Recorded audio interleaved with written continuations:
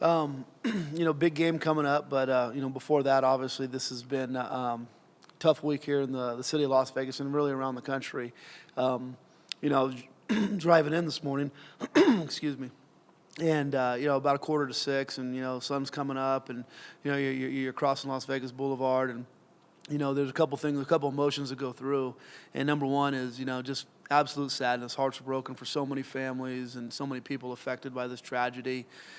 And then the other emotion is just absolute pride of living in this community. I feel so good about raising my children here in this community and having lived here for so long and watching the way that everybody responded and rallied around. And you see those lines around the blood banks and people donating and, dropping off stuff, the money being raised for these families. And it's just such a great reflection of America. It's a great reflection of the state of Nevada. It's a great reflection of the city of Las Vegas. And it's inspiring, and it makes you really proud, and it just makes you want to put in a good day's work every single day and not want to complain and just be a better person. So, with the grief and, the tough times that everybody are dealing with, there's also the reflection of goodness and humanity and the resiliency of this great city of Las Vegas. Tony, obviously, you still have a job. This team has a job. How do you balance the two, gauging their emotions and that sort of thing? Well, we talked about that a little bit after practice, and, it's our job, and it's the job of each and every one of us to get back up and to go back to work and to keep living our lives and to continue to celebrate and to do the things that, these acts try to eliminate. And I think that's one of the biggest things we've learned as a nation is, when these things happen, we need to grieve and we need to give it time, but we also need to keep living and we need to keep loving and we need to just, keep doing the things that make this country so great. We can never let that stop, and that has to be our combined mission. And both players obviously are from here. Well, you went to high school here in Devonte. Does it hit home a little bit more with you guys maybe than some of your teammates? Yeah, I would say so. Vegas is real small, so a lot of people are connected somehow. So you somehow know of somebody that may have known somebody that was hurt in that situation. So I would say, yeah, it's personal. I feel the same exact way Mike's feel. Did you guys know anyone there? Or? Me personally, no, but I know of people that did know people that got hurt. Any of your players are there? Yeah, we knew a lot of people that were there, and obviously we had a coach, who was struck by a bullet and who's in recovery right now. And and the great thing, not the great thing, but the thing is we reflect. It's not just about people it could be complete strangers, and you still have that same passion and empathy for what they're going through. They're just they're in our great city, enjoying themselves, having a good time, and and it's just an evil act. And one of the things we talked about to our kids is there's an old saying that the only thing for evil to win is for enough good men to do nothing. And and part of what we need to do is rally ourselves around, say prayers for those in need, be better to our neighbors and keep working hard every single day. This is the gift we have is life and opportunity and freedom in this great nation. So we can never forget that. Did you feel like it was important for you to address the team, and how did you go about doing that?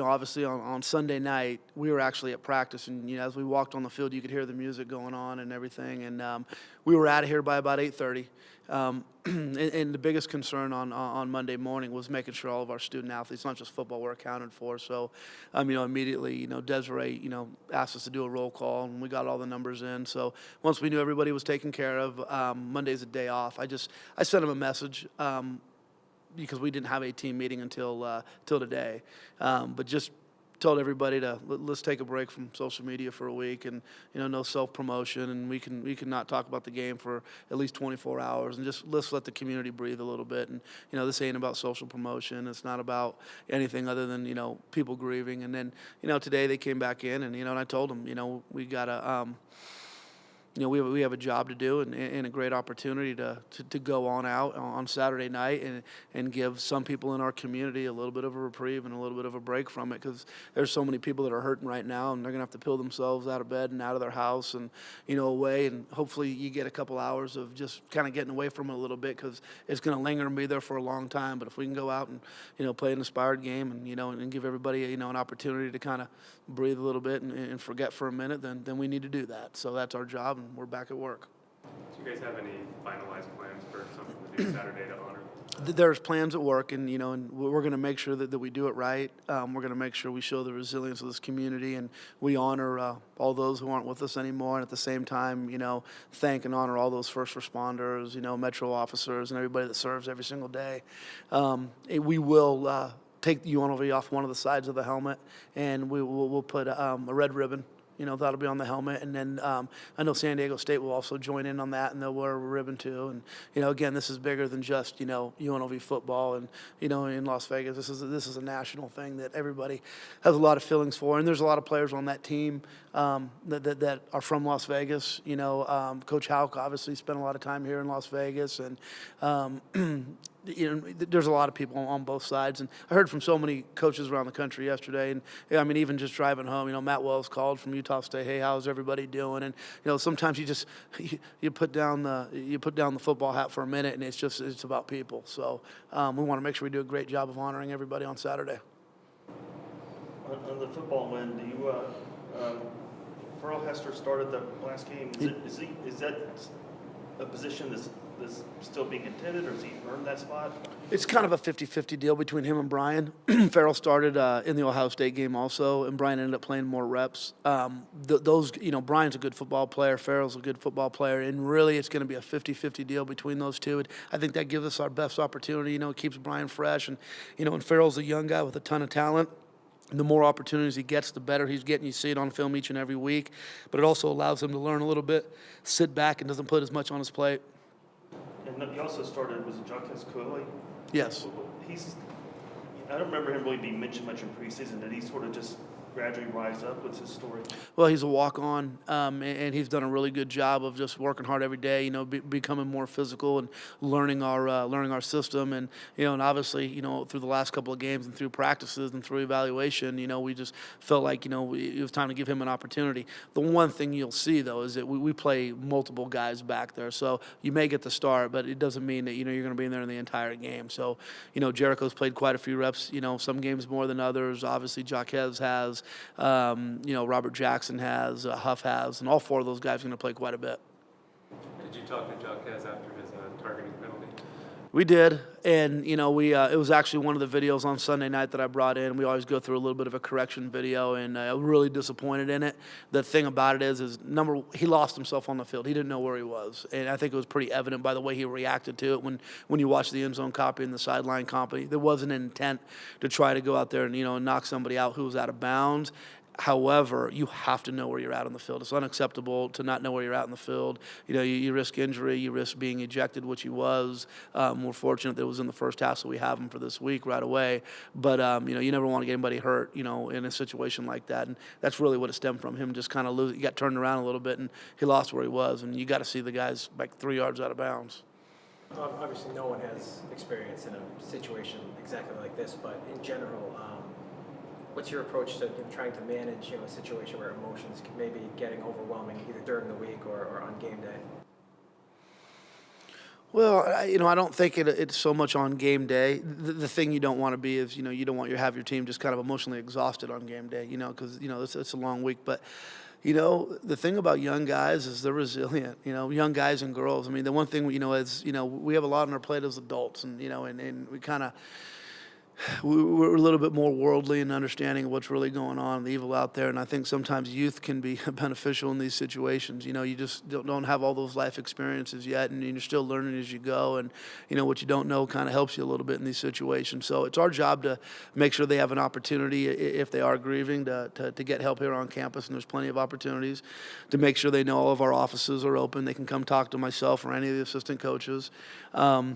that we have that dialogue and that level of comfort to where they know they can reach out if they're struggling a little bit with the whole situation. And the biggest thing is normalcy, getting back to a routine, coming in at the same time and having the same meetings and the same messages, and knowing that there's other things out there that are distracting for all of us, myself included, but there is a job to be done. And when you get back to work and focus on those things, I think it helps you rebound a little bit quicker. And again, we talked about it today. I mean, what I'm feeling, what we're feeling, is nothing compared to some of these families. I mean, I can't even fathom what it would be like to get a call from my daughter or my son or my wife or a brother or a sister, and they're not coming home. So we're going to be okay. Those are the people that we really need to worry about and wrap our arms around. And for Mike, as a leader on the team, I mean, how have you seen your teammates sort of dealing with this, and have there been any conversations among teammates, or what's the pulse of the team right now? I feel like we all understand what the mission is for the week, and that's to go out and put forth a great 3 hours for the city and give people. I know a victory here isn't gonna match the hurt, but if they can come for 3 hours and be happy throughout the game, I mean, it's something that we did to help them, and that's all that we're looking forward to do. Tony, you have an update on Singer and Acosta? Yes, Singer had surgery, season-ending ankle surgery. So it's unfortunate. The big guys work so hard, and team captain, and he's had 2 major surgeries since he's been here, and I'm just so proud of the guy, and really devastated for him because I know how much it means to him, and so he's out. And then Acosta, he'll be at the 6-month mark at the end of the week, so that's 6 months on the dot. Having said that, he hasn't, had a padded practice or anything. So his availability, I don't expect it anytime soon. So I know you work Jacobson at center. Is he the backup center right now? He is. He is, yeah. So Jacobson would go in at center, and Outlaw would go into the tackle spot. So we've used Jacobson. We all you always plan for bad situations. So he took some snaps in camp. We spent a couple days doing that, just playing with a bunch of guys. Justice Alwation, he took some snaps too. He's redshirting, so we wouldn't want to have to put him in. But there's a handful of guys that we had work on it. Coach, I know this is all about perspective this week, but a victory on Saturday could be a program-changing situation. How do you approach that, and especially with the momentum that you have, and what it can mean for the program in the future? Yeah, well, I mean, I think if you're sitting in a press conference talking to any team right now in the Mountain West, San Diego State's a standard. The 2-time defending champs. They ended the season ranked top 25 in the country, and already they're back to being top 25 in the country. So they've done a great job of building a program, building a physical brand over there, and so it's a great measuring stick, to see where you were. I remember a couple years ago coming in, and we played them the second to last game of the season, and the one thing that was so obvious to me is how far apart we were physically. They were just a more physical team. Last year, our defense did a really good job against them. I mean, holding them to 13 points with 5 minutes left in the third quarter showed that we kind of closed the gap there. Offensively struggled a little bit. Well, we're healthy this year. We got a explosive receiving core. We're running the ball really well. Defense is always done well against these pro-style type of offenses, and I expect them to do so on Saturday. So this is a great opportunity. I mean, for us to to have an opportunity to go 2-0 in conference, to beat a team that is expected to win the conference kind of running away, it would be a big win. But the one thing you look at, and you never look past your next opponent, but there's no easy games on the schedule. And I think now that we've played a couple games, and even looking at San Diego State and, a Colorado State on the other side who we don't play this year, the margin is so small. I mean, you look at a Hawaii team who's 0-2 right now, and they're a good football team. They're going to win a bunch of games this year. And, you look at Utah State and, what they've done in the last couple of weeks. And, again, San Diego State have had some really close games, in the last couple of weeks. And, just been very opportunistic with the way they play, especially on special teams and turnovers on defense. So, we just got to go focus on ourselves and continue to get better and play a physical brand of football, take our shots in the air. And, and defensively, we got to find an answer to that run game. I mean, they do a really, really good job with it. We want to make them put the ball in the air. Mike, this is your last shot at the Giant, right, at the conference. I mean, that's got to be motivating. Yeah, it is. I believe it's the only team I haven't beat yet on this side of the Mountain West. So I'll be definitely look to handle that this year. Mike, last year was Pumphrey, and this year it's Penny. Is there a difference between running styles for those two guys, and how do you sort of play that this year? I feel like DJ had a little bit more shiftiness to him, but Penny, he's definitely a lot bigger. I believe he's 6'1", 220, so he'll be a bigger load to bring down for sure.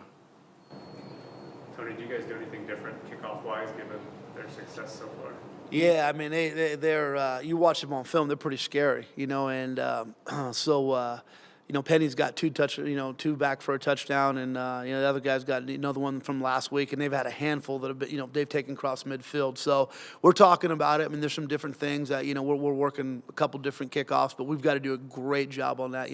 Worst thing in the world would be to go ahead and kick the ball right to them and have them be able to set up just a return how they want. They're really good. They're probably one of the better teams in the country at it. And you look at an Arizona State game where Arizona State's doing a pretty good job of stopping the run, and Penny breaks a big long run, and then later on in there he returns a kick for a touchdown, and that's the 14 points of the first half. And you look at the Northern Illinois game, and they open up with a kick return for a touchdown, cause a turnover inside the 30, get a touchdown, and have a pick six for a touchdown. That's their 21 points in the half. So again, very opportunistic, and it all starts on special teams. Ohio State against you guys did the kickoff high in the air to the goal line. Do you guys try to simulate that or do that as well? We do. Obviously, we're a little limited right now with Pantel's being out. Gutierrez is still kind of coming along and figuring those things out. He's got a good leg, and you saw it last week when we had the wind at our back. He was able to put one into the end zone. He's just got to be a little more consistent, in his kick placement. And that's really what it comes down to. You can't make the mistake and kick the ball into the middle of the field. If we call a left kick, it's got to be a left kick, or a right kick, it's got to be right. He's been a little sporadic in where he's placed the ball. So again, going into a game like this, we've got to really be on point when it comes to kick placement. Is Pantel still the same status as last week? It is. So he'll handle PAT and short field goals, and then anything long that we wanted to attempt, that would be Gutierrez. Devonte, obviously San Diego State plays that 3-3-5 defense. Just how challenging is that, especially since you don't see that all the time? It's real challenging. It'd definitely be a big challenge. But we working on it at practice every day, going against our scout team, and they're giving us a great look day in and day out, watching film on it a lot, so should be ready. What makes that defense so effective? Well, they've done a good job of their high-pressure defense. They're going to pressure you more than anybody else will play all year. I mean, they're just, they're going to peel their ears back and come. And they do a really good job of recruiting the secondary. They have a real long athletic secondary. Lost quite a few guys last year, and a couple of them playing in the NFL now. But that's their biggest thing is the pressure that they put on you. They're not going to give you a ton of time to make decisions standing back there at quarterback. You've got to be able to take advantage of some of the seams that they create, and thus your opportunity in the run game. Some of your gap schemes, getting them upfield and creating some creases. Getting Lex into space is going to be big. And then again, when you do provide that much pressure on an offense, you're going to have some one-on-one situations. So our receivers winning in space is going to be a big component to winning the game. Devonte, you snapped a streak against San Jose State, 1994, 23 years there.